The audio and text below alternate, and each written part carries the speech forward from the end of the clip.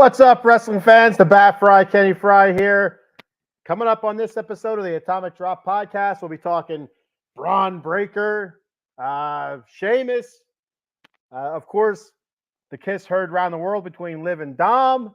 We'll also be talking trouble in A-Town Down Under, the douchebags from Down Under, and also LA Knight, pushing the buttons of Logan Paul. All right, so let's see what happens here. Stay tuned. We'll be talking about that and much, much more. I'll be back in about 1 minute.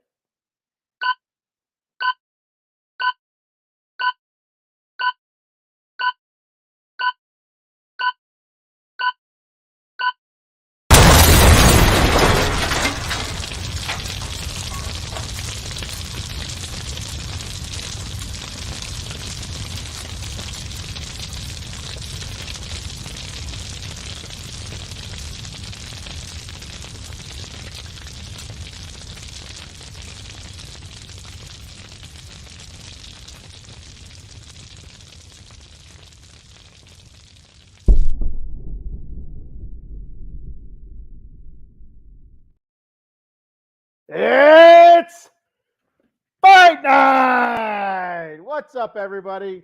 Happy Saturday night. Unfortunately, the weekend is half over now, but I'm here to guide you into your Sunday, right? To help you out, to kind of kick back some beers and have a good time here. It is the Bat Fry, Kenny Fry, flying solo as of right now.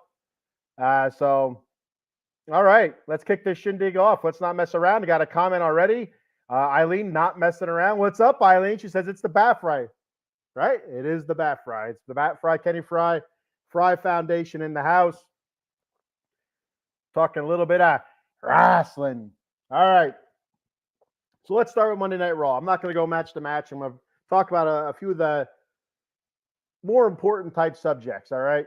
So let's kick it off with Alpha Academy and Chad Gable. What's going on there with Chad Gable? I'll tell you what. I absolutely love this version of Chad Gable. I dig the way he's talking to Otis and Tozawa, Maxine Dupree. Maxine Dupree, maybe not so much. I could do without the boo-boo lips from Maxine Dupree. I think she's fantastic, to be honest with you. I really like Maxine Dupree. She's getting better in the ring. She doesn't do bad on the mic either. But the whole boo-boo lip thing, I'm kind of over that. Whatever he kind of, what does he call it? What did he say? He called her the three of brain cells or something like that. Making fun of her her blondness, I guess you would say. He said it's not a fashion show, and it's and then she gives the boo-boo. So I could deal without that, but I love the sad dog looks that he gets from Tozawa and also from Otis. I think they're fantastic. Otis looks so perplexed, so confused, so torn. Otis is doing a fantastic job with it right now. Absolutely love what Otis is doing. Character-wise, showing the emotion he is, telling the story that he is. That he's torn. He loves the crowd recognition. He loves the crowd cheering for him. But he also loves his coach, right? He also loves Chad Gable. This is the guy that took him under his wing, trying to help him out. Not to mention their time together before WWE. They were both Olympic style wrestlers and stuff like that. But fantastic storytelling by these guys. Chad Gable, I love the angry Chad Gable. So this is probably the one thing maybe Kurt Angle was missing when Kurt Angle did his heel stuff, which Kurt Angle was fantastic as a heel. I mean, even Chad Gable has adapted the "you suck" from the crowd. So he's kind of adopted that. And but Kurt Angle never really had that stable where he can go up and down the line and really chew them apart, kind of like what Chad Gable does. He's the coach of the Alpha Academy, so I thought that would have been pretty cool. Looking back at it now, if Kurt Angle could have had the Alpha Academy and he could have been the coach and stuff like that, that would have been pretty neat. Probably would have been more comedy than anything, but it's a different spin on it. It's a different. A lot of people are saying, this is like based off Kurt Angle's, career almost. Basically, you start off as the good guy, then turn it into heel and stuff, and the whole "you suck" thing. But it's kind of it's different. It's absolutely different. And Chad Gable straight up heel, straight heel, and it's great to see. It's a very maniacal Gable. He's trying to get these guys. They're almost like his flying monkeys, the Wicked Witch of the West, right? He's like Otis and Tozawa, his flying monkeys, but they keep screwing up. The flying monkeys. I guess to be honest with you, the flying monkeys didn't do much right either. They tore everybody apart, but they still sucked at the end. The witch still got melted, so I assume sooner or later Gable's going to get melted. But right now he's doing some great stuff, and he's Lord Sammy out a couple times now. Sammy's gotten stomped a couple times now because of it. So as much as he rips apart Tozawa and Otis, it is kind of working. Sammy keeps coming out, keeps trying to change them, but Sammy keeps getting his ass kicked. So it's good for Chad Gable. I guess kind of good for the Alpha Academy, but. Now, let me know what your thoughts on that is. Let me know what your thoughts are on Alpha Academy, Otis, Chad Gable, Tozawa, and if you want, Maxine Dupree, who doesn't seem to have a direction right now with the Alpha Academy, besides getting yelled at. Eileen says, yep, this is the best storytelling they've done in a while. Absolutely. A great job by the Alpha Academy. But unfortunately, it seems like Otis is getting squashed week in, week out as well. He's getting beat. He is showing some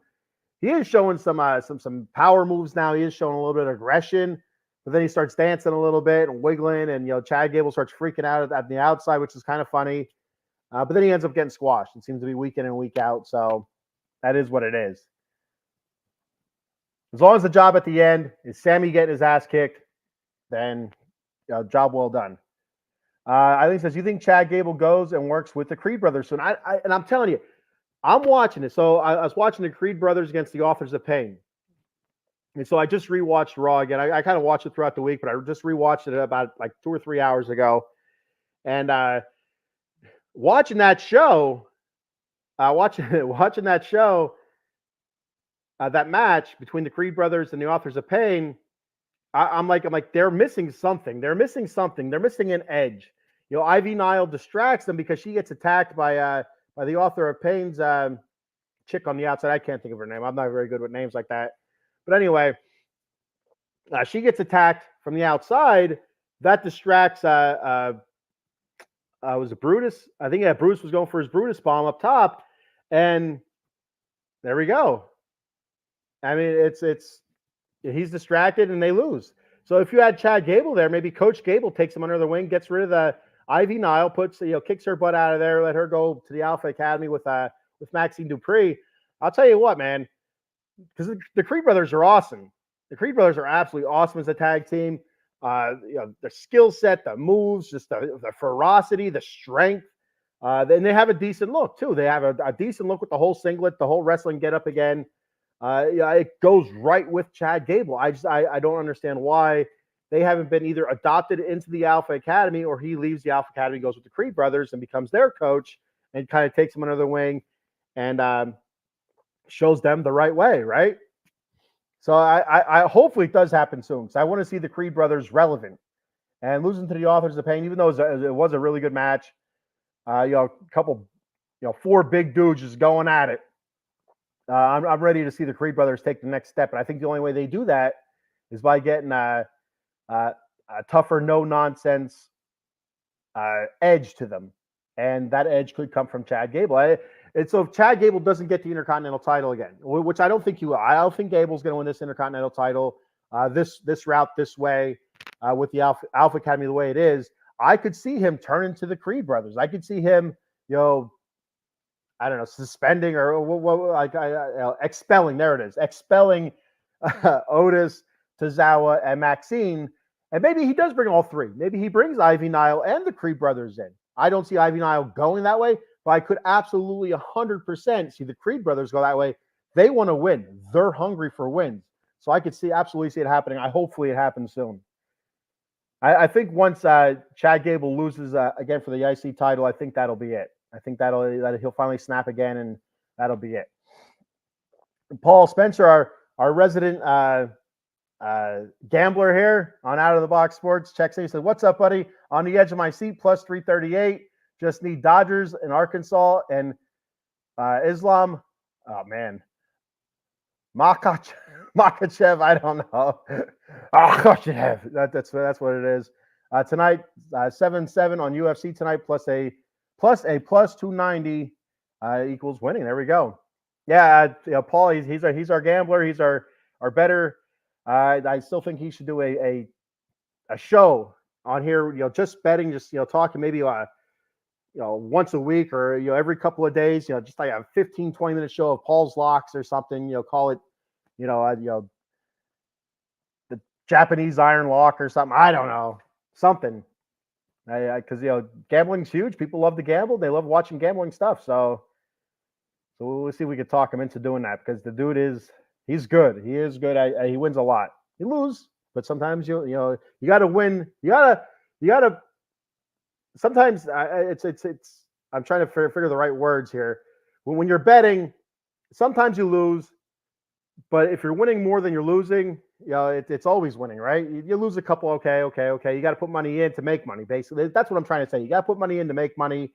You lose. But if you're winning more than you lose, you're still winning. It's winning is winning. This ticket is worth $3,000 alone. Good luck, buddy. I'm pulling for you. Dodgers, Arkansas. I mean, I why not, right? And Islam Makhachev, Makhachev, that guy. Pulling for him. All right. So away from the Alpha Academy, a little bit of Io Sky. Some damage control talk here. You had, I think it was Kairi Sane versus Lyra Valkyria. Lyra Valkyria all banged up from that match against Nia Jax at King and Queen of the Ring. Talked about that last week. She got sat on, and it was rough. For real. It was rough. So she comes out. She's banged up. She got a little bit of a pep talk from the man, Becky Lynch. Becky Lynch, she had a big match later on that night as well. We'll get to that in a minute. So Lyra goes out there, and she ends up beating Kairi Sane. Even with Dakota Kai out there. And it's just, it is what it is, right? So they go back, Kairi Sane's, not happy. Dakota's not happy. They walk into the dressing room, and you have Io Sky sitting there in their little locker room, and she looks over at them. They're looking at her, and she freaks out. I mean, level from 0 to 100, level 10, baby. It was an awesome freak out. It was reminiscent of Motley Crue back in the 80s kind of freak out in a hotel room. Lamps are broken, tables are broken, kicking stuff. All sorts of Japanese being thrown out there. Is beautiful. It's beautiful stuff. We'll have to show our boy Paul Spencer a replay on that, see if we can get some see if we can get some interpretation as to what Io was saying, because she was saying it loud and she was saying it often. So that brings me, is there some issues in damage control? Is Io Sky getting fed up with the losing in damage control, the ineptitude, and with Asuka not being there, there's no other headstrong type woman. I just don't see that out of Kairi Sane or Dakota Kai. Dakota Kai, great talker, good in the ring. Kairi Sane missing her Kabuki Warrior teammate. So, they need Asuka back, I think, to hold this team together. And I don't know when she's coming back. Hopefully rather sooner rather than later, because I'm a huge Asuka fan. I love Asuka. Terrific in the ring, great to look at, and she spits stuff everywhere. It's beautiful. It's a beautiful thing. So I have to wonder if she doesn't come back sooner than later, if we have some really big non-fixable issues there in damage control. Sip of iced tea for the working man. There we go. Eileen says, that was so weird by Io Sky. I mean, she looked at them. I mean, it was like that time I came home, just broke a window. I came home, Dad already got the call. I walk in, Dad's sitting there. I look at Dad, just looking at him. He looks at me, and then it was 0 to 100. Belt was off just like that, and I was crying in the corner. So that's all I got to say. If you grew up in the 80s, or before, you know what I'm talking about. The belt's off, and you're crying in the corner. That's it. No explanation needed. 0 to 100, baby. Eileen says that was super fast. Oh my God, yeah, super fast, and it was awesome. I loved every second. I love the fire from Io Sky and just all that Japanese screaming. That really it made me smile. It made me wonder what the hell is she saying. So my hat looks a little crooked. It's bothering the shit out of me. I don't know what it is. Here's what I'm gonna do. I'm gonna turn it around. Oh, look at that. Beautiful. All right. I just every time I look at the screen, I see my face and my hat looks crooked. I'm like, I don't know which way to turn it because I'm gonna look like an idiot trying to fix my hat. Now I spun it. Now we're golden. Going with the old Fred Durst style, the Fred Durst 1990s, late 2000, early 2000s style here. Sheamus makes his return, comes back out to the ring, kind of calls out Ludwig Kaiser. This part I didn't understand. I called this a couple weeks ago. I said I thought it happened sooner. Actually, I thought it might have happened at the King and Queen of the Ring. Or even this past week, but it didn't happen. It's something they're going to set up in the future. They did attack each other, but Sheamus comes out and says, "Hey, they got the best of me, right? That's the name of the game. That is the name of the game. It's winning." And he said they did what they had to do to win. He said it was a great match between him and Gunther, between Sheamus and Gunther, and Ludwig Kaiser had to stick his nose in it. And he said, "I understand it. I get it. No problem." He didn't have a problem with it. He said the only problem he had was when Kaiser was talking crap the following week. Just talking smack for no reason apparent, no apparent reason, out there talking smack and kind of calling Sheamus out. So he's like, what is a fella to do? He has to go out there and he has to start calling out Ludwig Kaiser. Well, then Kaiser's like, oh, don't blame me on your loss. And Sheamus never blamed Kaiser for the loss. And he goes, I get it. That's that's the name of the game. So Sheamus understood that 100%. He didn't like the shit talking afterwards the next week. So and so Sheamus went back hunting for Ludwig Kaiser, and they found each other. And it was a little bit of a melee, a banger. It was a fight night, and I love it. I'm a huge Sheamus guy. I'm not a big fan of Ludwig Kaiser. But I will say Ludwig Kaiser is very good on the mic, very good in the ring. So when these two guys do get into the ring with each other, it's going to be good. It's going to be awesome. As Sheamus still works his way back into ring shape, you can tell against Gunther, it wasn't quite the same intensity that he had when they faced each other at WrestleMania 2 years ago, I believe it was that triple threat match between Drew, Sheamus, and Gunther. And so just coming back from that, even when he faced Edge for Edge's retirement match in Toronto, it's a different Sheamus right now. He's still working it out, still getting into shape. And so I have no doubt that when we see Sheamus and Ludwig Kaiser, it's going to be one hell of a match. It's going to be awesome. And you're gonna see some broken blood vessels on Sheamus's chest, of course, from the chops. But you're also going to see some a bloody nose on Ludwig Kaiser. So I can't wait to see that match.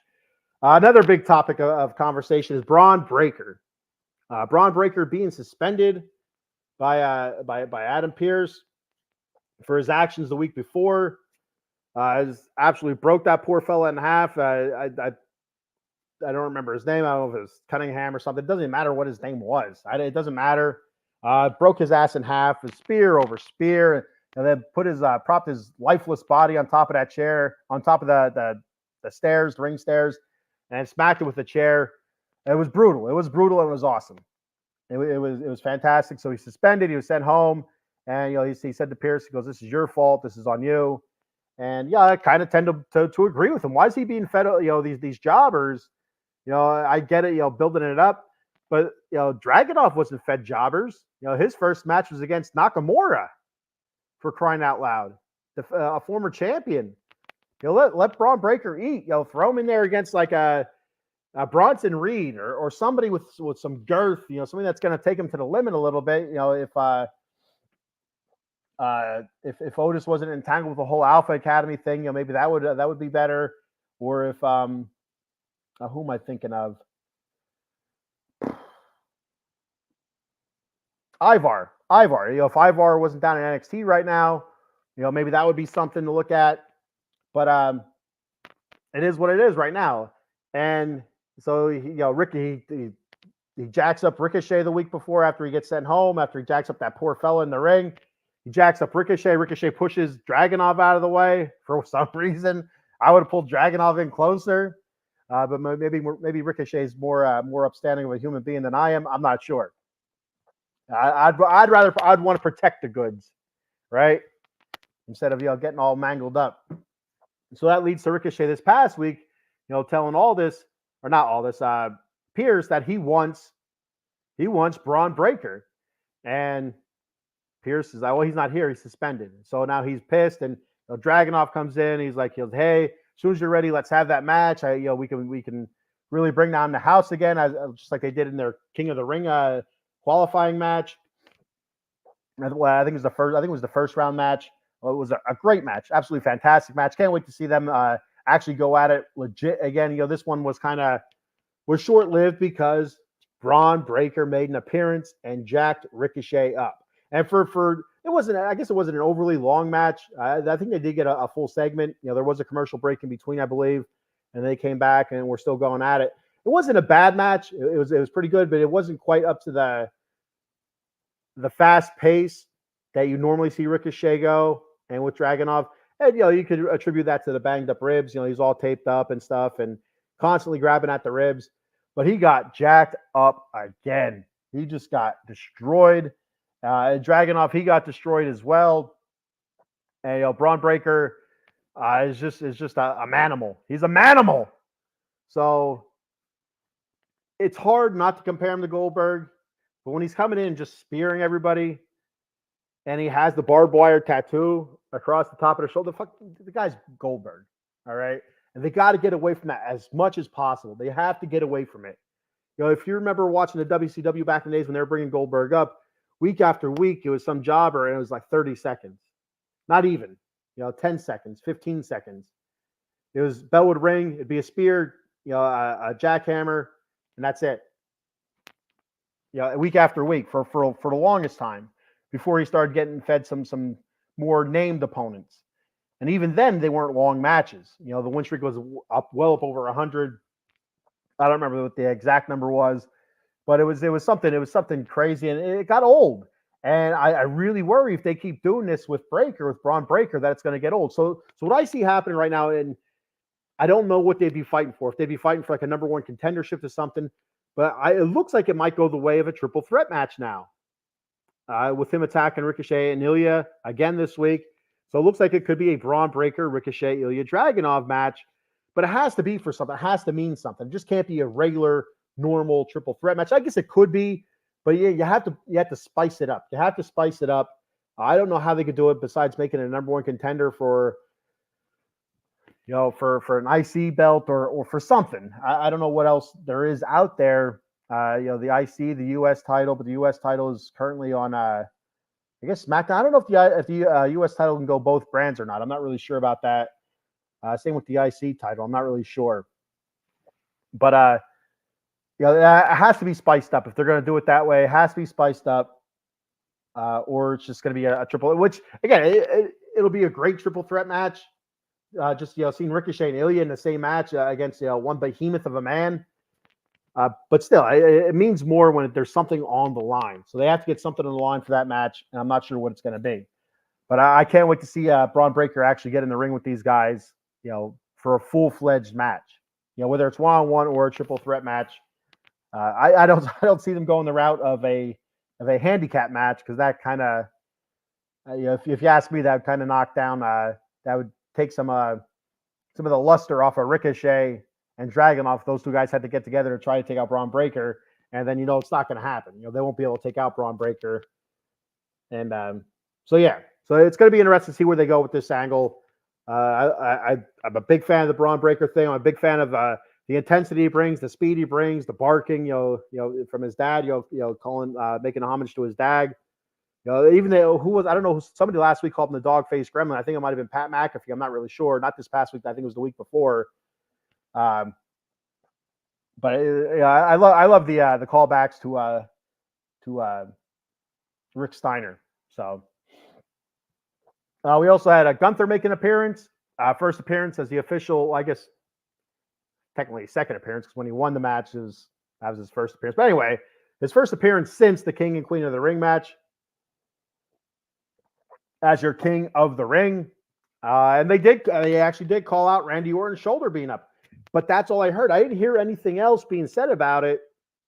So I don't know what they're going to do about it. I don't know if they're just going to leave, let sleeping dogs lie, or if they're just going to. I don't know what you can do about it. You can't have a rematch for his shoulder up. So I don't know what they can do with it. I have no idea, and we'll see where they go from there. I got a couple comments here. I also had a knock at the door. Eileen says, unless Rangers pull a rabbit out of their ass, it will be Oilers or Panthers Stanley Cup. Last I checked, Eileen, the Oilers did not clinch their series yet. Dallas Stars are still in it. What's the score of that Panthers game? When last I seen it was 1-0. So throw me a shot out there. I'm pulling for the Rangers. All right. I think we got Cowboy Dave. I think Cowboy Dave might be hopping on here. We're gonna see here. Pull him in. Yo, big man. What's going on, Cowboy Dave? How you doing, buddy? I'm good. How are you? Not too bad. We got a update here on the score. Panthers up 2-0 with 6:57 to go. Yeah, the Oilers better get, I got Oilers on my. The Rangers need to get their asses in gear here. That's all I got to say. Seems that way. Yeah. So, all right. So I was just getting ready to talk about Gunther making his first official appearance as King of the Ring, being interrupted by Damian Priest, talking SummerSlam, and then we had Drew McIntyre come down to the ring and say, "Hey, listen, you have me at Clash at the Castle yet, bro? In Scotland, my home country." Gave us a geography lesson because we are American. We don't know our geography very well, I guess. That's what he said anyway, his words.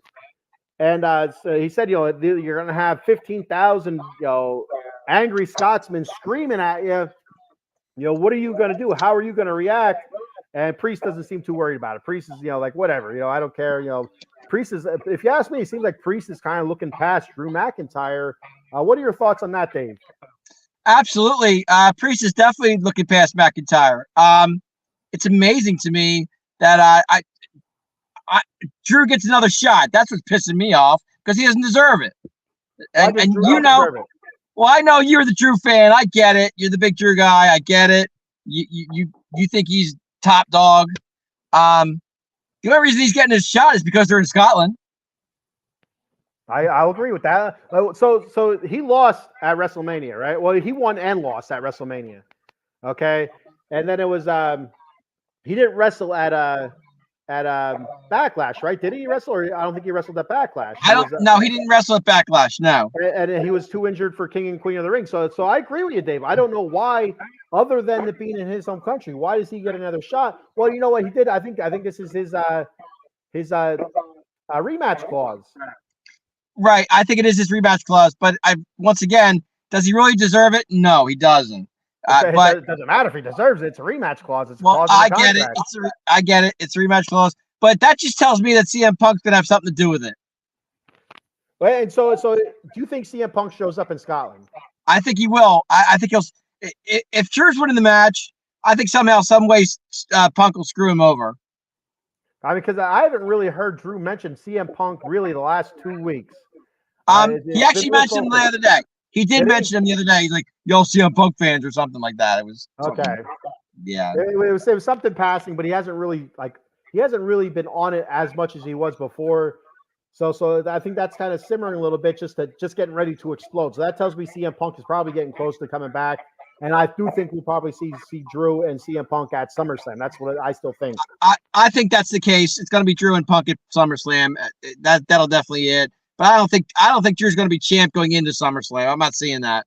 No, I don't think so either. And I do think something's going to happen. I don't know if it's going to be CM Punk or if it's going to be Judgment Day related or something or Gunther related. I don't think it's going to be Gunther related. He seems to keep his nose out of it. So I agree with that. I don't think it has anything to do with Gunther at all, to be honest with you, because I think Gunther's time is going to come. Well, of course, it's SummerSlam because he gets his title shot. That's definitely a given. So good for him. You might see a triple threat. It could be, who knows, maybe a 4-way between the. I don't know. Anything's possible. Anything is possible. I think it's going to be a straight up one-on-one match between Gunther and Damian Priest at SummerSlam, and I think that's when Gunther becomes champion. and Priest is kind of forgotten about. Judgment Day breaks up and all this good stuff, and I just think that's I think that's the future. We said in the past that we knew that Priest was going to be a temporary champ. For how long, I don't know. I would say maybe till SummerSlam. I think that could be the case, but I don't want to see Drew McIntyre as my champion. I'd rather see CM Punk, somebody like that. Even Gunther, I'm okay with, but anybody but freaking Drew. Well, and I think Gunther's going to win it at SummerSlam. I think you're going to see a little bit of a feud between Gunther and Priest going on for a few months. I don't think that's going to go away right away until Drew and CM Punk are done, and then we see what's going on from there. Once that dust settles between Drew and CM Punk, which could take until Royal Rumble or even Mania next year. Sure. There ain't no way this is going to be a one-off. No way this is a one-off. This is going to be a few matches. It's going to be a long-term feud like it's been already, without them actually really getting their hands on each other all that much. Mm-hmm. And I think Gunther and Priest is going to be a little bit of a feud that's going to go for a little while. I think Gunther and Priest could be really good if they do it right. If they do it right. Because I don't think Priest can go as long as Gunther can. Because Gunther, we all know he can go an hour, he can go 45 minutes. Because he's just that guy that can do that. Yeah. Priest isn't that guy. He can go, but he can't go that long. 20 minutes, I think 15, 20 minutes, maybe 25 at the most. But if you're going to put a match like that, you definitely need at least over a half hour to 45 minutes. Yeah. And Priest is not that guy. Nope, I agree. All right. Moving on from that, we had Liv Morgan. First of all, I want to apologize to everybody. I know I was late on the show, and I apologize for that. I was at a bowling banquet for my bowling team, so I'm just no, it was a banquet, so we had a great time.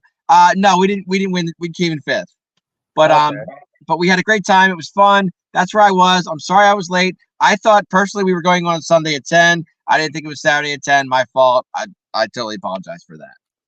So, Mr. Fuji, if you're upset with me, I am sorry. Okay.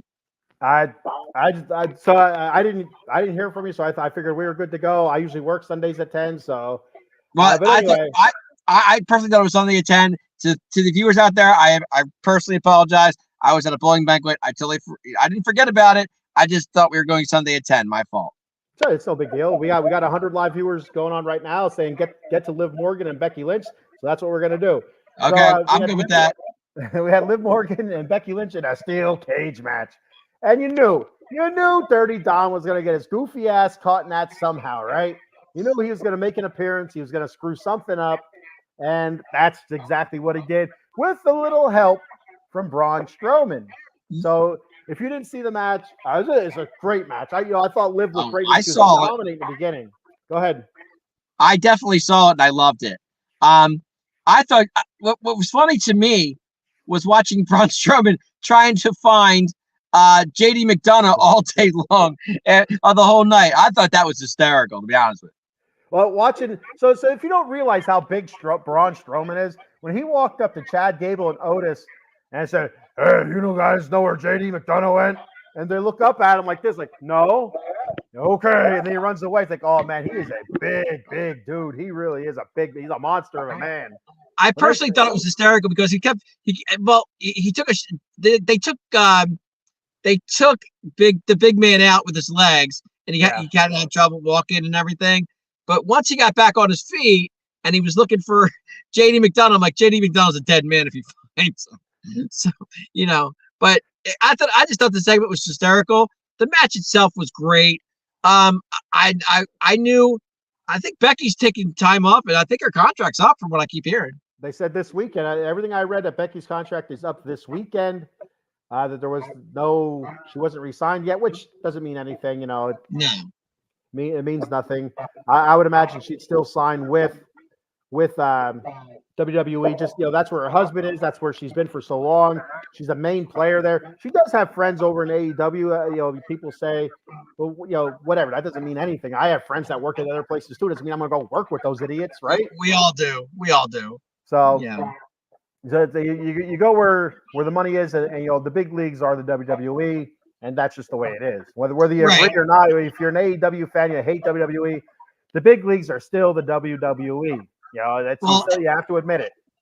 Everybody knows that. I thought the part of that match that I really liked though is when they were running around the ring and all you saw was Dom close the cage and I think whoever it was got I think it was I want to say Becky that got her face painted in the page or something like that so Liv could get out. I thought that was pretty good the way they did that. Yeah, so great match between those two. Liv was dominating, and then it switched over to Becky. All faces in the cage. The women did a great job with this match. They so did. What the part that Dave's talking about. So at the end of the match, you have Braun Strowman. You can almost put some music to it. Some of that crazy clown music you'd hear from not Monty Python. What was it? How about some Benny Hill? That's what it was. Benny Hill music. Some Benny Hill music or something. But you have Braun Strowman chasing JD McDonough. I swear to God, I'm pretty sure that Finn Balor was already down there asking Dom, "What the hell are you doing down there already?" Right. So Braun Strowman, he trucks Finn Balor. He's chasing JD. Well, Dom has the door of the cage open for Becky. Becky's starting to climb out, and as soon as she does, Dom gets lit up. He hits the cage door, hits Becky. Becky rolls back. And then, of course, Liv Morgan takes advantage of it. She gets out. So she's the winner again because Dom's a moron. Dom's an idiot. And so here's the big part of this match. The big part of this match. And if you were watching this live, you didn't see it happen. I know I didn't see it happen. I watched the last match. I watched it live. I didn't see it either. It didn't happen, but I seen it online. So Dom's already up the ramp. He's like, I can't believe this happened. Well, then Liv's walking up the ramp with her belt, and she's looking at him. She gets this look on her face. And I'm thinking, what the hell is she looking at him like that for? Then it goes black. And then you see online that she planted one on him. She put a smooch on him. I thought it was just my question is I want to see what Rhea thought of that. That's what I want to know. And so we talked about this last week, Dave. I said, Liv said she's going to take everything Rhea loves. And one of those things is Dirty Dom. And I said that I didn't think it was going to happen this quickly, but I said I feel like Dirty Dom's going to turn on Rhea because Liv is going to seduce him. Right. And she has those seducing eyes, if you know what I mean. She does, no doubt. And so it's really tough. There's not a man alive that could turn Liv down, right? So she gets. Ask Mr. Fuji, he'll tell you. She got those eyes, and she leaned in, she puckered on it, and he didn't push away. That's all he didn't push away. And if I'm Rhea Ripley, say, hey, Dirty Dom, you didn't push away, brother. Well, I mean, right now Rhea's having the time of her life. I mean, I know she's injured and all, but I mean, I'm watching her TikToks and stuff, and she's having so much fun. Like it's like taking the time off and having fun with it. So I don't even know what she's thinking right now. Who knows? Well, storyline wise, she's going to be pissed off. I'm sure she will be. Sure. And so storyline wise, Dom is not sleeping at the foot of the bed right now. He's sleeping out in the mud room, as they would say. That's a bad dog. That just puts it worse for Judgment Day if you think about it, because they're falling apart as it is right now. So for that to happen, that makes it just even worse. I mean, you seen that look that Damian Priest gave Finn Balor and Carlito after that debacle with Rey Mysterio and the LWO. I mean, so is Carlito officially on Judgment Day, or is he not there yet? No, he's not there yet. And I didn't think so. After it went last week, he's still not going to be there. So yeah, I didn't think he was either, but I wasn't sure. Yeah, Damian Priest, he gave them a death stare, and they knew it. Yeah, especially Balor. Finn Balor knew Carlito was kind of like, "Hey, we cool, man? We cool? We cool?" Right. Right. Exactly. All right. So moving on from the red brand, we're gonna head on over to the blue brand here in 1 second. Let me switch the colors so we can make it official. We go from red to blue because we got to be official. We got to be official. I get it. Simplify C for the working man. I'm sitting here in a parking lot talking to you. I'm in a graveyard. You should be out in the graveyard, right? Like the Undertaker or something. What the hell are you doing? You should be sitting next to a headstone. There's a graveyard next to me. It's right there in front of me, literally. Like Fry, rest in peace. Yep, exactly. That's what you're doing right now. I could be doing that right now. If you want me to go to the graveyard, I can. But that's all right. You stay in your car, Dave. Who knows what kind of ghouls and goblins are out there? That's what I'm saying. They're all dying to see me anyway, so it doesn't matter. There's probably some drunk guy out there looking for a date. You'll go out there and he'll knock you down, and that'll be it for you, Dave. My luck, that'll be me. I'm done. You won't be a virgin anymore. A man virgin, if you know what I mean. I got you. All right, so moving on to SmackDown, I got a couple points I want to hit on here. Dave, A-Town Down Under. Yeah, we had Austin Theory versus Ciampa this past week. Is there friction in A-Town Down Under? Because you've seen Waller. Did you see SmackDown? I did watch SmackDown. Yes, I did. All right. So you've seen Waller say to who the hell's on commentary for SmackDown? Jesus Christ. Wade Barrett and Wade the other Barrett. guy. Wade Barrett and the other. Wade Barrett's the only one I like. So Wade Barrett and Yes. the other guy. He says to them, "I'm the one that made Austin Theory relevant again."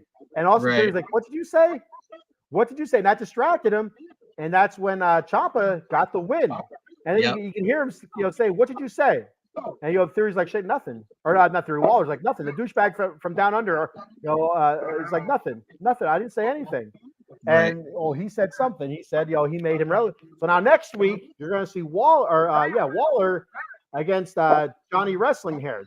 Yeah, they rotated it. That's all they're going to do. Rotate it. Because they have a big tag team championship match at Clash at the Castle.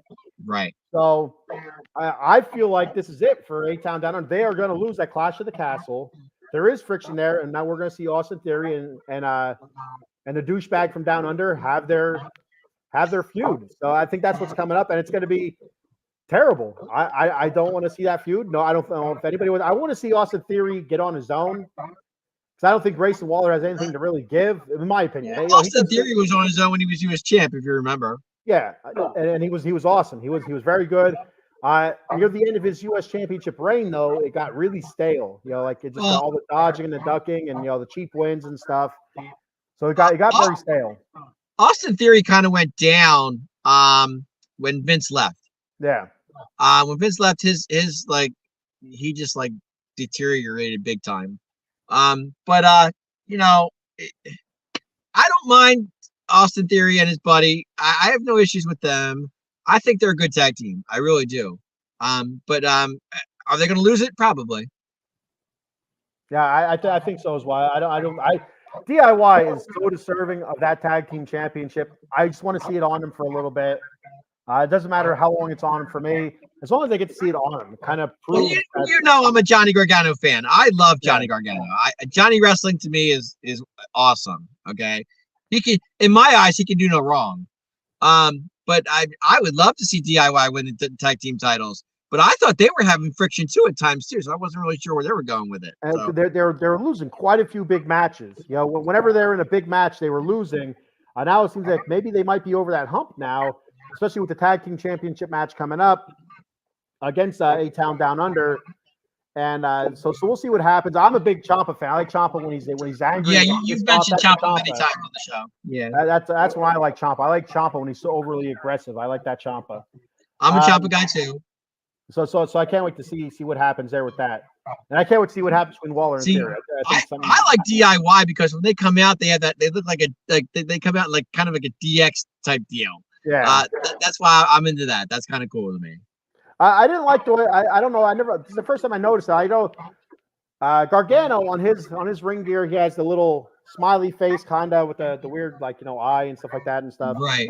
But on the board, it had a heart, like Heartbreak Kid. Did you notice that? Right. Yeah. Right. Exactly. Yeah. It was a heart with a broken, and with a Gargano face on it. Like, I don't know when they start doing it. I don't know if that was because of R-Truth or if it's always been like that. I'm not really sure. I don't think they've. Honestly, I really don't know. But I just noticed. I actually noticed it at SmackDown when I was watching it Friday night. Yeah. And what do you call it? I'm looking at and I'm watching it, and I'm thinking. It's DX all over again, Yeah. So I kind of thought it was kind of cool. I wasn't a fan of it. I'm like, why does he have a heart there? But now it makes kind of sense a little bit with the Heartbreak Kid thing. Makes sense now. Right. So moving on from that, we had a Paul Heyman segment with the Bloodline, which I thought was very interesting. In the back, you had Solo Sikoa talking to the Gorillas of Destiny. And that's what they're calling themselves. So that's what I'm going to go with. Gorillas of Destiny. Gorillas of Destiny. Yes. So and so it kind of fits, what Paul Heyman's saying. It's like you have a bunch of crazy thugs, Roman would have never done this. We did background checks, he said, to keep people like this out of the bloodline. So it Roman, almost, Roman is not. He you can't tell me Roman's into this. He's not. There's no way. no way. There's no way Roman's approving any of this. No way. And No. Paul said as much. He said he goes, if there was a hit, he said it would have to have meaning. He said there's no meaning. It's just pure chaos. And Right. Paul's not wrong, which is it's good. Like it's fitting the storyline perfect right now with the bloodline the way it is, and with Roman's impending return. A couple months down the road, it all fits right now. So I think it's going to be great. I like what they're building here. Paul like trying to tell Solo, this doesn't make sense. Why are we doing this? And Solo just kind of like, because we're doing it. That's why. Right. Solo says there's a plan, but there's no way. There's no way. It's like just like chaos. It's absolute chaos. Yeah, it is, and it's crazy. And every time, if you watch Paul Heyman, his facial expressions are awesome. They're phenomenal. Like he'll say something and be like, okay, like why is this happening? And this shouldn't be happening, But it's kind of funny if you think about it. It reminds me a lot of like the movie The Dark Knight.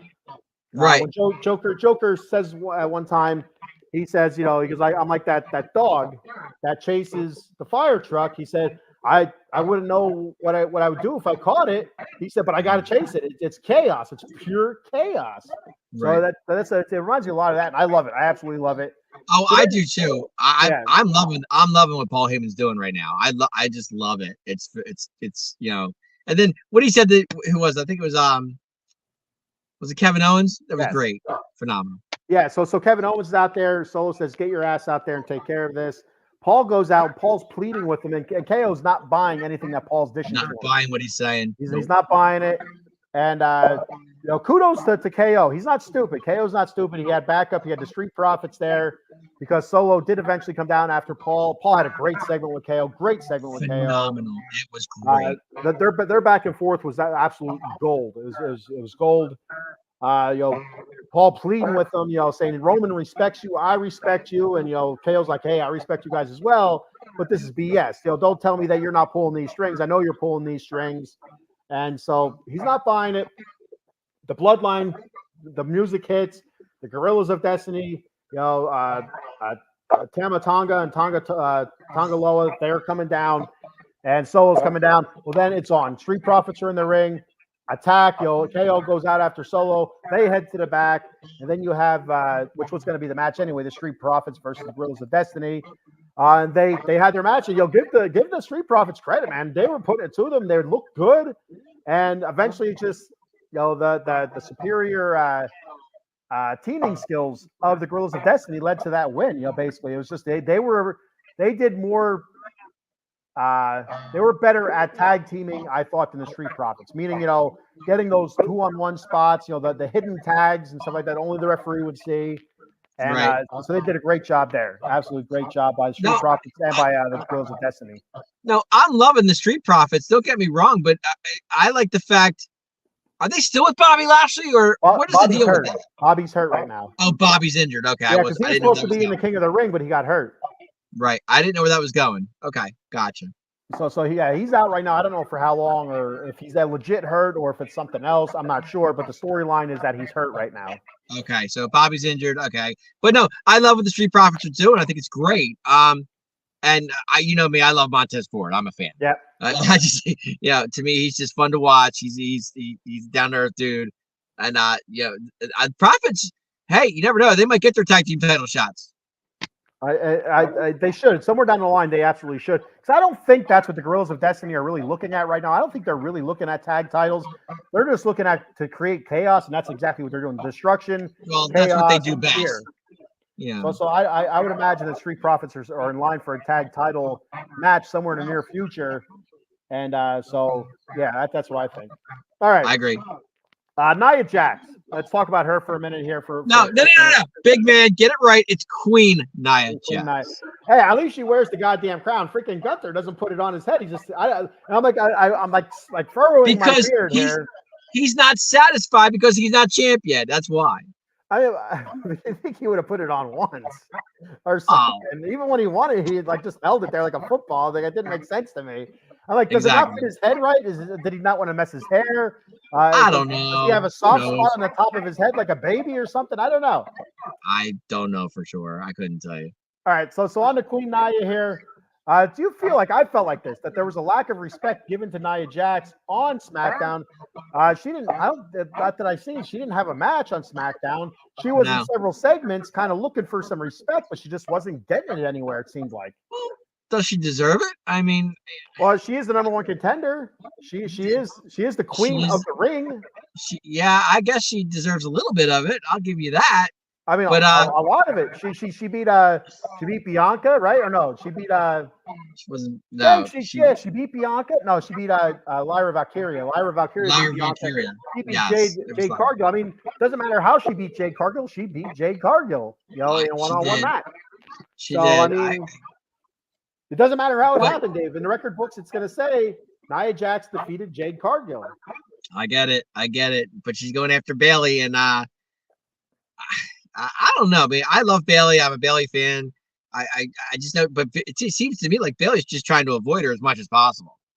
Bayley has her hands full with Piper Niven. How good does That's Piper what I'm Niven saying look? with Piper Niven. Exactly. Right. I thought Piper Niven looked very, very good. Her and Chelsea Green getting that win over Naomi and Bayley, no matter how it happened. It doesn't matter how it happened, but it was a hell of a job. You know, Piper Niven looked really, really good. Piper Niven being no longer Doudrop has been a huge success so far, without a doubt. Eileen does not like Nia Jax. Apparently, she says boo. No, Eileen's not a Nia fan. No, she's not. She's not saying boo Earns. She's saying boo Nia Jax. Well, you know, it's funny because Nia Jax is not botching matches as much as she used to. She's actually gotten better from what we've seen. Her character has gotten a lot stronger from being a mid card to what she pretty much was, if you think about it. So I mean, going up to now, she's going higher on the list, which is good. But I just don't see her champion material though. I mean, to me, it's still Bayley. It's going to be Bayley for a while. And so Nia Jax, before my opinion, like you said, mid card, she was a big woman that was supposed to be a mid carder, but she wasn't because she was big. She got where she was because she was big. Now, in my opinion, she's a main eventer. She's a big girl who can work now, who can talk, who works the crowd, tells a story in the ring. I think Nia Jax has it all right now. She's been doing really, really well, and I do see her as a champion. And I think she's a champion that can carry the belt for a little bit. She probably could. I mean, but I think we'll see what SummerSlam brings. We'll see what, because her and Bayley it's going to happen eventually. So. Yeah, I don't see Bayley holding it long because Bayley's held it a couple times. It's time for some new blood. I know Nia Jax has one. It's different Nia Jax that would be champion than the old Nia Jax. So I'm pretty sure she won it before. I think it was a long time ago. I get it, but I'm not seeing Piper Niven winning at Clash of the Castle. No, I don't think so. And again, Piper, I think I don't know what nationality she is. I don't know if she is like a Scottish, Irish, or English, but she does have an accent. So I want to say Irish, I think. She's something. She's something off the island over there. So she's definitely got some kind of accent. Yeah, she's not from Texas. We'll say that. But they're not going to let her be champion and tag team champions too. That ain't going to happen. No. So yeah, I don't see her winning that, but it's cool to see her in the match, and it's going to be interesting. You know, I'm excited to see Piper Niven. I'm excited to see her now. Before I don't know if she was hurt or what it was, but she seemed to be slow and plodding. And I said it on here a bunch of times. I'm not liking what Piper Niven's putting out, but now I like this Piper Niven. She looks quick. She looks fast. She looks more nimble. Same thing with Nia Jax. Well, Piper was good before she was Doudrop too, if you remember. Yeah. So yeah, but there's that small time though when she was with Chelsea where she just seemed slow. So she just she did. I don't know. She could have been hurt. She's definitely picked it up. Well, maybe Triple H said something to her. You got to be a little faster. You got to pick up your pace. Whatever. Well, she was off TV for a few weeks, and so that's what made me think maybe there was like a nagging injury, kind of slowed her down a little bit, and now she's taken care of. Yeah, possibly. Eileen, what's the score of that Rangers game? Is it over? It's probably over now, but anyway. I don't know. Moving on from Nia Jax, we had your boy, LA Knight. Let me talk to you. Yeah. A meeting with Nick Aldis about Logan Paul, and he got. And I told you, I said to you last week, and if you remember me, I said he deserves a title shot. Guess what? He getting one. Well, you've been saying it for a lot more than a week. You've been saying it for a long I time. know. I've been saying it US for title. months. I know, a long time. But still, he got no satisfaction. Nick Aldis gave him nothing. He has to wait until Logan Paul's there. When is Logan Paul going to be there? Who knows? Because that's what we want. We want to see LA Knight, Logan Paul for the U.S. title. We do want to see. I that. We sure want to see do. that. Absolutely. But I don't know, man. I would love to see LA Knight beat Logan Paul, but the way they're pushing Logan Paul, I don't know. And this could be something that happens at SummerSlam, August 2nd, right? It better. I mean, so it's probably not going to happen June because June is Clash at the Castle. I don't see it happening there. It's too soon, I think.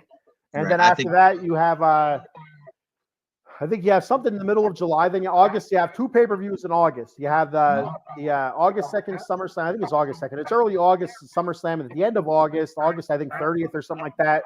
You have whatever it is in Germany. I don't even know what that is. The Deutschland pile driver. I don't know. I don't know what the hell it's called. I have to look it up, big man. I really don't know off the top of my head. There's 2 in August. It's SummerSlam and the one in Germany at the end of August. So okay, I'll look it up. I don't even know. I guess I don't know if they're kind of billing that like the European SummerSlam. I don't know. So, but LA Knight and Logan Paul is going to be a lot of fun to see. It's going to be a great match, and if they do it right, it will definitely be a great match. But Logan Paul, he's a flyer too. And LA Knight's not much of a flyer, but he can at times. And that's what with these different styles, LA Knight has to ground him. He has to ground him. Yeah. So, well, I like you. He's a top rope guy sometimes too. So.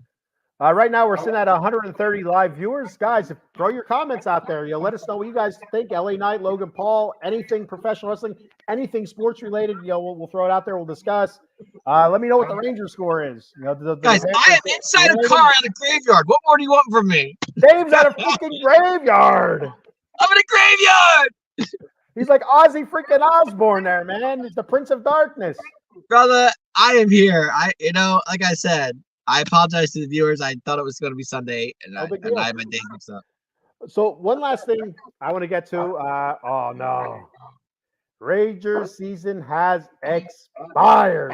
Man, Florida does it again. So Florida does it again. Last year they eliminated the Boston Bruins in the first round, the President's Trophy winner. This year the Rangers in the Eastern Finals, they were also the President's Trophy winner, and they eliminated them. That Florida team is tough.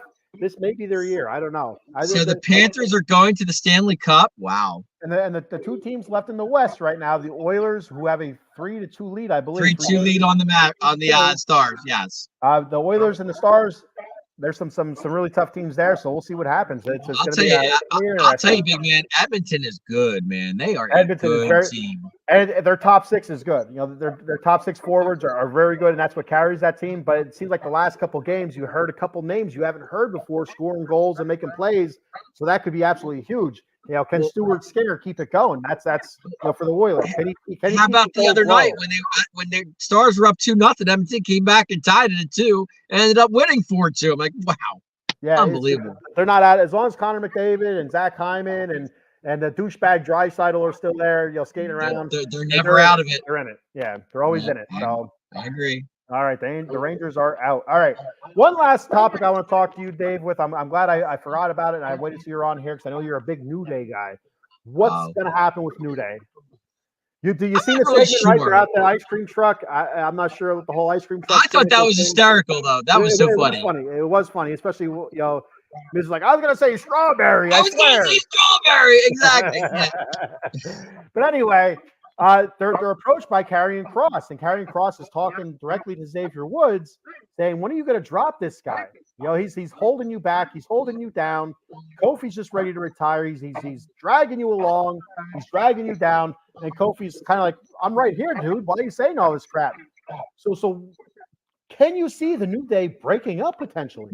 No, not going to happen. I think we see it, and I can't. It's going to be glorious. See, you said that about the Usos too, and you were right. But I'm not going to. You cannot. Come on, it's the New Day. They can, and they will. Big man, it's the New Day. They are not going to. No, it's New Day broke up. New Day broke up. You are so bad. That's what we are getting. We are not going to happen. We're going to have a fantastic Xavier Woods versus Kofi Kingston feud. It's going to be awesome. Karrion Kross is going to be right there behind Xavier Woods, pulling the strings. Xavier Woods is going to be relevant without being dragged down by that bird-chested goofball Kofi Kingston. So it's going to be without Big E. They're nothing. They're not New Day without Big E. I get it, but they still are the New Day. They'll always They be are the not. New Day. They don't come out with any funny gimmicks no more. No trumpet that I've seen in a while. No bootio. Well, that was getting old. It was just that was done. I mean, Things like that happen, Dave, like the Usos. Things get old, Dave. I get it, but the New Day's not good. They're not breaking up. If you It's- think it's they time to are, it's time to take Kofi out behind the shed, if you know what I mean. Get Grandpa's rifle off the wall. A tear. Him and Rey Mysterio. I both. love. You know me. I'm a Kofi Kingston guy. So Kofi Mania was when that was rolling. I was loving that. When he was but when he no. was Jamaican, he was awesome. Oh, of course he was. Yeah, Intercontinental Champion when he was Jamaican. Intercontinental champion, he's world champion, tag team champion. He's done it all. Kofi's done it all in this business. Are you kidding me? He's one of the best. All kidding aside, I am a Kofi Kingston fan. I do like I Kofi love Kingston. him. I love Kofi. I think it's time. I feel like New Day has run its course. I think it's time to split that up. Without Big E, it's not the same. It was three guys. Okay. You know, If you want to split it up, I'm okay with it. I just said you I weren't, just don't. Dave. I know I'm not, but I'll just go with you anyway because it's gonna happen. If you think it's gonna happen, I'm okay. Whatever. Well, forget this. To get this to work, Dave, you have to go against me. That's just what it is. Fine. I'll go you need against to you and rebut say me. You're New the Day is fan. not going to die. Don't let me push you around with this, Dave. You'll say no, they are not. Bootio. Okay. New Day never dies, big man. New Day never dies. I like that. It's like the Goonies, right? Goonies never say die. Goonies never die. Just like New Day. So I mean, I think this is it. I just don't know when. Does it happen sooner rather than later? Is this going to be something drawn out? Because next week we have, I think, is it Authors of Pain versus the New Day, or is it? Yes, it Karrion is. It's Kross? AOP Okay. versus New Day. Yes, it is. Yep. And so Karrion Kross is going to be out there with Sure. Paul Ellering, so there's going to be some whispers in the ear, like the devil, speaking into Xavier Woods' ear. Hey Xavier, this is why you lost again, because of that old Jamaican guy, Kofi Kingston. So Yep. so that's my thoughts on it, and we'll see what happens. It's going to be interesting. They have given Karrion Kross so many different gimmicks. I like this one the best. I really do. I think. I do too. I feel like they're doing right by him. You don't see him in the ring. We should see him in the ring more. I think, week in and week out. But when we do get to see him in the ring, he's awesome in the ring. Phenomenal on the mic. He's a phenomenal mic guy. But I really like this angle with Karrion Kross. Almost like I said, like the devil, whispering in your ear. Right. Exactly. Trying to pull your strings, pulling at you. I really dig it. So, I dig it too. I do. I'm a fan of it. I really am. And what's the name of their little faction? The Authors of Pain and Karrion Kross. Do you know what the name of their faction? I can't think of it right now. Off the top of my head, no, I can't figure. I'm not. I did hear it once. I want to see those guys get into more things. Like the Judgment Day. Like they're. They could wipe out the Judgment Day right now if they wanted to. They could run a hole through those guys. The Judgment Day is running around with their chickens with their heads cut off. They don't know what the hell they're doing. They're protecting their own asses right now. Yeah. So I think I'd like to see them get into it more. I totally agree with that. But and Karrion Kross, when is he going to get a title shot? That's what I want to know. I don't know. I don't know if that's really in the cards for him. I think just what he's doing now, that's what he's going to be for a while. Maybe something minor, but I don't think I ever see anything major. Right. All right. So with that being said, I'm going to go ahead and do our sponsor reads before we get our asses out of here and chill out the rest of our Saturday evening. Did we talk about the main event that happened on SmackDown? Oh no, we did. I have it written down too. I'm sorry, we did not. All right, the AJ Styles thing. There we go. I have it written down here. So. Loved it. All right. It was Mark Henry all over again. I was not crazy for it. I liked it. I didn't love it, Dave. It was Mark Henry all over again. That's all it was. All right. So Mark Henry's was bigger. Why? Why was Mark Henry's bigger? Because he did it to Cena. Well, no, and because it was you never seen it before. You've never seen that before. Mark Right. Henry came down. He walked down. I think it was. I don't know if it was open the show or close the show. I don't remember. It was exactly. to open. It was to open the show. It He was came literally- down. He was all sweaty, and he was talking straight from the heart. Like it wasn't the Hall of Pain, which I love that Mark Henry. I love the Right. Hall of Pain Mark Henry. That's my favorite Mark Henry. No. Best hard Mark Henry was sexual chocolate. Come on now, big man. When me and my wife, who was my girlfriend at that time, when we used to go bowling, I used to grab the ball. There was a brown ball there at the bowling alley. I always called it sexual chocolate. But anyway, Love it. Love it.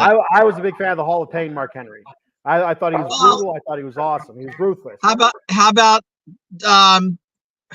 I can't even think of it right now. Nation of Domination, Mark Henry. Again, no, he wasn't dominant. He was just a guy in a group. Okay. You know, that was Farouk and that was The Rock. You know, then you had D'Lo and Mark Henry, You but had Farouk, The Rock. You had D'Lo. the D'Lo, the Godfather was in there. Oh, The Godfather as well. You're right. Yep. Yep. But anyway, Mark Henry goes out there, you know, and you're week in and week out, you've seen angry Mark Henry out there just destroying people. He comes out there and he's talking like regular Mark Henry, sweating everywhere. You see him in that salmon colored suit. And you're like, what is going on with this guy? And he's talking and talking. He talks about retirement. Well, and John Cena comes out, and John Cena's, you know, shaking his hand and hugging him, all that good stuff. And, you know, just kind of like what happened on Friday night. And then Mark Henry turned on him and just absolutely obliterated him. Never seen nothing like that before. It was huge. People were so shocked by it. This time you could kind of see it coming. You know, like there was like you had the build up, you know, before like AJ say, hey, you know, if I get some time, and they building up to it the last couple of weeks, kind of hitting at AJ, getting too old, and he comes out. I'll give AJ credit, you know, with the looks of sincerity in his face, and talking about his kid graduating high school, having the Good Brothers out there, and you know, me thinking, I'm like, all right, he's not going to retire, he's going to turn. No. But how's he going to turn? What's he going to do? And when he brought the Good Brothers out, like, well, maybe he is going to retire. I'm like, no, I don't think so. I'm like, are the Good Brothers going to be in on it then? Because they haven't really done Right. much They together. haven't been on the same page at all. No. You're And right. so when he called Cody out, and they did the, you know, Cody's, you know, losing, you know, he's tearing up, and which was great by Cody. Great job by Cody Rhodes again. Yes. And, you know, raising AJ's hand, you know, it's kept doing it. And then finally AJ clotheslines him. It was great. It was great. I just felt like the Mark Henry one was better because it was a surprise. This one, like, it wasn't too surprising. You had some doubt, like, well, maybe he is going to retire, but I think it's like 70-30. Like, you know, 30% he was going to retire, 70% it was just a ploy to get Cody out there, and AJ still has some left in the tank. First of all, let's go back. Let's back the track up a little bit, big man. Let's back the track up. AJ Styles goes up to Nick Aldis. He asks for a title shot after he got beat. Can I have a second chance? You know, and Nick Aldis denies it. Okay, so we understand. Okay, so AJ's pissed. He has to go to the back of the line. He's not happy about it. Okay, we get it. Well, all of a sudden, okay, now I'm going to retire. Well, did you really think he was going to retire? No. Well, anyway, does his whole thing. I loved it because he brought out Gallows and Anderson. That was great to me. Because I love Gallows and Anderson. How can you not love biscuits and gravy? Okay, it's great. Okay, that's my favorite. Second of all, coming out and trying to convince this crowd that he's gonna retire. Come on, did you really think that's gonna happen? I mean, it's AJ's freaking Styles, man. AJ Styles. I love AJ Styles.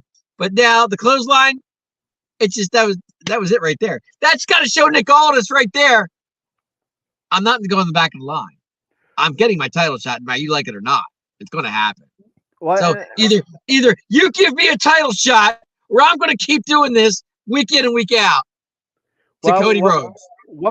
This is what I was going to say, Dave. What better way to jump the line than to attack the champion? Now the champion's going to demand a match. Exactly. The champion's going to say, hey, I want that asshole. I want him. I want my revenge. That's how you jump the line. AJ did it perfect. He's a veteran. He knows what the hell he's doing. So screw you, Cody, who didn't even bring the belt out even when he called him out. What was up with that? Where was the championship belt at? Nowhere to be found. What? And you know why? It's like rubbing his nose in Cody it. Rhodes. If he goes out there with that championship belt, it's like rubbing AJ's nose in it, and AJ's apparently retiring, right? So you don't want to rub the retiring man's nose in his last loss. So But the best part before that, though, Cody, I'm sorry, AJ's going in the back. He goes to Cody and whispers something in his ear. Well, kind of cool. Kind of cool. Paul Spencer says, damn, Arkansas down 6-3 in the 7th. Need a miracle. Paul is betting. He has a pretty big parlay going on right now, and he needs Arkansas to win. Arkansas and the Dodgers and some Islam fella to win. And so right now Arkansas is down. So he picked the Diamondbacks over the Dodgers? I think he's talking Arkansas, not Arizona. Oh, my fault. Wrong team. My fault. I'm sorry. He picked the Dodgers and Arkansas. Arkansas is the Arkansas. Okay. Razorbacks. Okay, my fault. The Diamondbacks played the Mets earlier, and they beat the Mets 10-5. Arkansas, Arizona.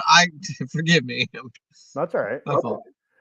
So yeah, the AJ. So you're gonna see AJ Cody again, which is great because it was a great match to begin with. When we see them, I'm not sure. Why wouldn't you see AJ and Cody again? That's what we wanted. That's what the fans want to see. I mean, AJ Styles is still at the top of his game, without a shadow of doubt. Oh, he looks great. He looks phenomenal. So. He is phenomenal. He's AJ. You know me.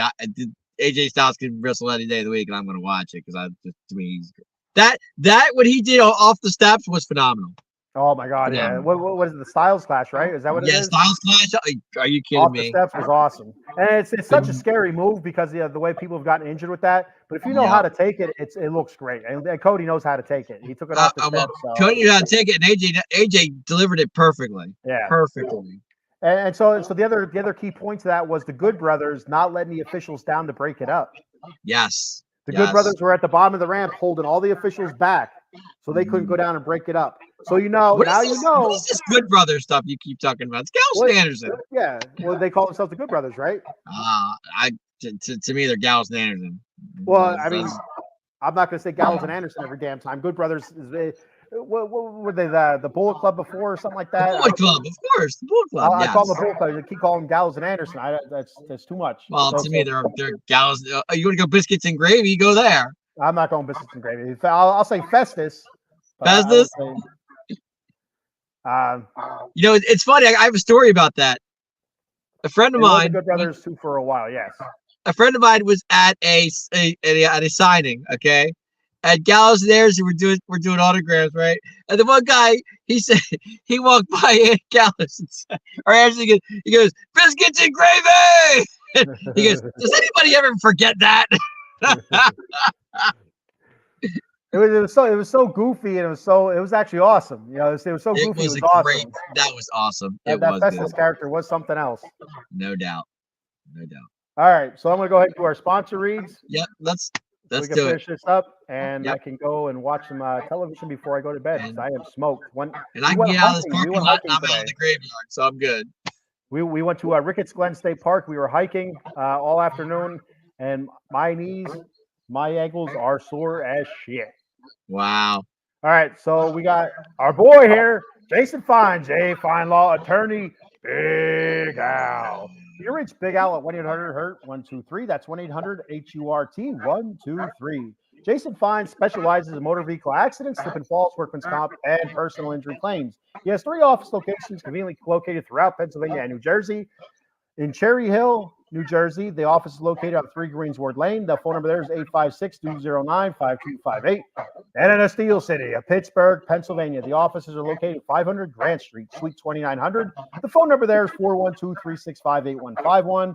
And in the city of Brotherly Love, Philadelphia, Pennsylvania, the offices are located at 1628 JFK Boulevard, Suite 2120. The phone number there is 267-888-2980. That's Jason Fine, attorney, Big Al.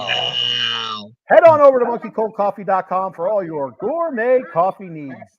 They have bourbon, chocolate chip infused coffee, toasted coconut rum. They have a Sumatran blend of medium roast coffee. They have an organic blend coffee called Peru, Florida, and one of their newest flavors, golden honey agave. Be sure to check out that swag shop. They got t-shirts, coffee mugs, tumbler cups, cold brew pitchers for all you cold brew coffee drinkers, iced coffee drinkers, K-cup adapters for you K-cuppers, and don't forget that sweet, sweet Paradise rum cake. All of that and much, much more at monkeycoldcoffee.com.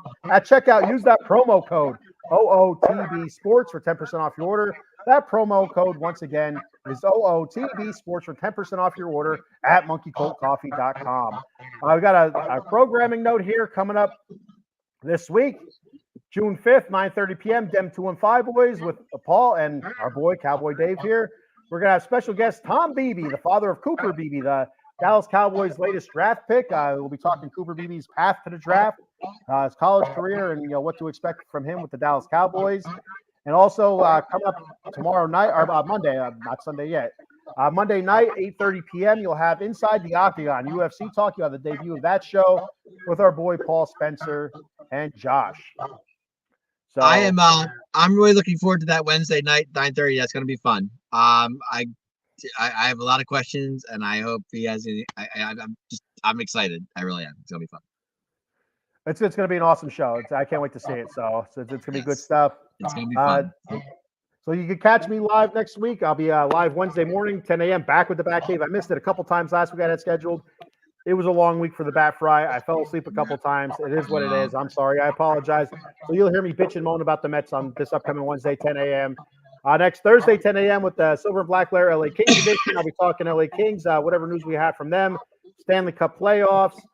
Then Friday morning, Friday morning, 10 a.m. with the Silver and Black Lair Las Vegas Raiders edition. I will be talking more about their offense. I broke down their offensive line yesterday on last night's episode. So this week I'll be talking wide receivers and tight ends, Raiders wide receivers and tight ends, any Raiders news and notes. And next week, I'm not sure. I work next weekend, so it's going to be up to the guys, Cowboy Dave, Adam, Paul, what they want to do with the Atomic Drop. So I work next weekend, so I will be out. I will be out of the running for the Atomic Drop next week. So we'll figure it out. We'll let you know if it's going to be on, if it's not going to be on, if we'll skip a week. June 15th, we will have a special guest. The CEO, the co-owner of American Excellence Wrestling. He will be on with us, Antonio. We'll be talking how he got into wrestling, AXW, and all that good stuff, as well as we'll talk some WWE wrestling as well, the normal stuff, Atomic Drop stuff. So I look forward to that on June 15th, 10 p.m. That'll be fun. Check me out. I will. Extra Innings is not on this week. We are off, as far as I know. Wednesday night, you'll see me 9:30 with the 2 and 5 boys, just like Ken was just telling you. And Friday night, I'm not really sure. Like I said, you said you're working. So if we're on, to be 10:30 Saturday night, or if we do that. Other than that, that's when you'll catch me. All right, one last comment here. Eileen wants to hear my thoughts on Jorge Lopez. I had a ton of thoughts on Jorge Lopez. Again, I really wish I could have got on this week. Wednesday, I was supposed to go live Thursday morning because Wednesday my daughter had a elementary school graduation. So I was supposed to be live Thursday morning. I slept through it. I absolutely said I woke up like 2 p.m. Like, damn it. Because I work night shift. For those of you who don't know, the 142 live viewers watching right now, I work night shift. So sometimes I like to get my shows done at 10 a.m. That way I go to bed right after, but I just didn't make it this time. So then I'm like, okay, I'll do it Friday at 4 p.m. And I fell asleep again. So it is what it is. But yeah, Jorge Lopez, a lot of frustration with the Mets right now. It is what it is. He wasn't pitching well for a while. He hasn't been pitching well. I got his ass kicked in that game against what was it? I think it was the Dodgers. Yeah. Fired his glove over the net. But his comments afterwards, and this is what the issue was, Eileen. There's a language barrier there. Now, he's been playing in major leagues for a long time, and I'm not going to get into, you're in America, speak English thing, blah, blah, blah, blah. But I would imagine his English would have been better because he's been in America for a while playing American baseball. So I would figure his English would be a lot better. But I said his American before. Listen to me. I can't speak English. But you figure his English would be a lot better. But anyway, listening to his comments, the first time I heard it, I'm like, it sounded like he said teammate, like I'm the worst teammate in the major leagues. But then I listened to it again, like, no, I think I hear team. And then he kind of mutters something afterwards. But then, we had Steve Gelbs asked him, hey, is this what you meant? Do you mean teammate or team? And he said both. He goes, I'm the worst teammate on the worst team. I think so. So it's right there. The proof is in the pudding. You can defend the guy saying, he said teammate. It doesn't matter what he said because afterward, Steve Gelbs asked him to clarify, and he said both. I meant teammate and team. Didn't they designate him for assignment anyway? So they DFA'd him after the comments, and I agree with it 100%. You know, you're looking. It's so bad with the Mets right now. You're not looking for any kind of spotlight on you. So when you have a dude chucking his glove over the netting, that's one thing. I don't think he would have got suspended for that. But when then you're out there calling your teammates the worst team in the league, and you're calling yourself the worst pitcher in the league, why would you hold on to that guy then? He thinks he's the worst teammate in the league. He thinks he's on the worst team in the league. Go somewhere else then, dude. Well, he tried to retrace his steps too for what he said. He could have said, "I said teammate. I meant myself." Right. He could have said that 100%. Well, he tried to catch. Right, exactly. So that's on his ass, and he even said so. He even apologized. I give the dude 100% credit. He apologized, and he said, you know, I said what I said. I stand by what I said. He goes, I may not have meant what I said, like, you know, meaning like it was kind of the heat of a moment thing. He goes, but that's what I said. You know, so he said what he said. Right, but he tried to retrace his steps. It didn't work out for him. So now he's DFA. So, you know. So we'll see what happens to Stevenson. I don't know if anybody picked him up yet, or if he'll accept a job in the minor leagues or not. I don't know. Or if the Mets will even offer. He might go to a better team than what the Mets are now. So who knows? Yeah, let him go pitch for Atlanta or for Philly, and so he could ruin their. Well, Atlanta definitely needs an arm, that's for sure. So why not? So yeah, he hasn't been pitching well anyway. The whole bullpen's been sucking it up lately, so it doesn't matter. It's so funny because I was talking to a friend of mine who's a Braves fan, and he's not too happy at this point. Anyway, he was telling me that the Braves need another arm, and guess who he was talking about? Remember that guy Trevor Bauer? Yeah. That got in the sexual scandal. Yeah, but apparently his case is dropped and everything now. He's good to go. And he's like, why don't the Braves just pick him up and give it a shot? It can't hurt. You can say that about any team, though. I've talked about that on the Batcave a couple times. Why this guy isn't signed yet is beyond me. It's been proven that a couple of these cases were false. Now, right, I do exactly. think he does have some pending cases yet. But it says, here's the problem with Trevor Bauer. He burnt so many bridges by being such a douchebag over the years. Right. He's been humbled. Like, you can see it online and through his comments. The dude has been humbled. He said he'll play for league minimum. He loves baseball. He loves the sport of baseball. He loves competing. And he apologizes for all the people that he's hurt in his past. But you burnt a lot of bridges, dude. I'd love to see the Mets sign him, but it ain't going to happen. You could be the biggest jack of all time, but if you're a good pitcher, who cares? I mean, sign him. Can't hurt. Yeah, I guess so. But if it's going to ruin your clubhouse, maybe some teams just don't want to go that route. I get it. But we'll see what happens come July, right? You know, teams start looking at all-star break and trade deadline. Then we'll see what's going to go on. I think that's a time where we might see Trevor Bauer's name pop up a lot. Totally agree. All right. So that's all we have for today, guys. We'd like to say thank you for checking the show out. We're 148 live viewers right now. Thank you, everybody, for checking the show out. Thank you for those that commented. Next time you're watching this, guys, throw your comments out. You can comment on X on live videos now. Click on that stream, then click on the video in the comment section. It should pop up. If you can't, then head on over to YouTube at OOT Box Sports. That's OOT Box Sports on YouTube. Also on X. That's also our Twitter handle, OOT Box Sports. And you can catch us, the Atomic Drop, at Atomic Drop OOTBE. So you'll check us out there. Facebook as well, Out of the Box Sports Entertainment, all that good stuff. So thank you, everybody. Dave, take us home, brother. Everybody, I just want to say once again, I apologize for being late, and I thought it was Sunday night, thinking it was Saturday. So once again, I apologize. But once again, thank you for watching the greatest show of all time, the Atomic Drop Podcast. Let me talk to you. Yeah. See ya.